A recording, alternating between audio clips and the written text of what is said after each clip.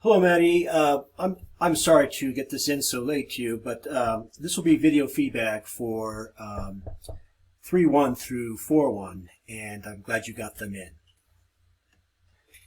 This is a nice batch of PNG files, very cleanly clean skeletal renderings of wireframes. This is number 1. Now, I'm assuming that you're putting the navigation at the bottom, and then the logo and the photo slideshow on top. Just so long as that there's no, if there's any scrolling, excuse me. Maddie, this is great too. Well, actually, this is the third sketch. Normally I wouldn't suggest having the navigation range down vertically like this, for the same reason I mentioned in the other sketch 1, that it might get lost, and you don't want any much scrolling to happen. But this seems to work, and I think a photo slideshow here, if you can get it to butt up against the navigation, would be really nice. Would be very effective. It seems clean. I like the idea that you're butting images up, and you're not using a lot of borders or white spaces.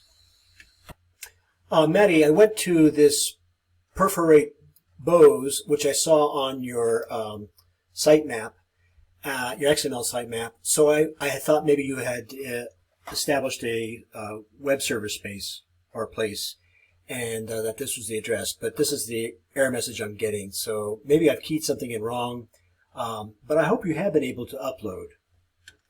So I went back to week 2, and I see that you do have a web address here. Let me see if I can get to it.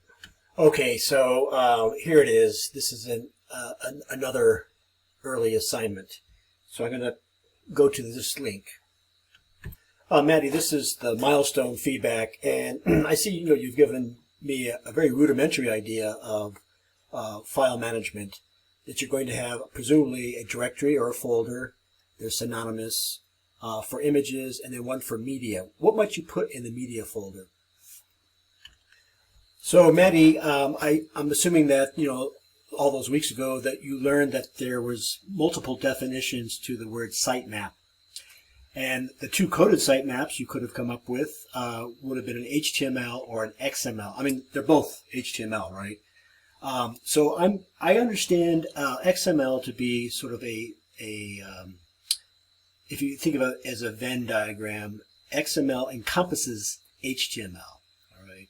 Extensible markup language, hypertext markup language, or, I'm sorry, vice versa. But at any rate, by simplifying this, you can make a HTML sitemap that will become your navigation.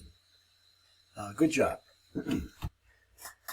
Maddie, this is fine for 3.3, and all it was required was that you use the corporate palette on the type.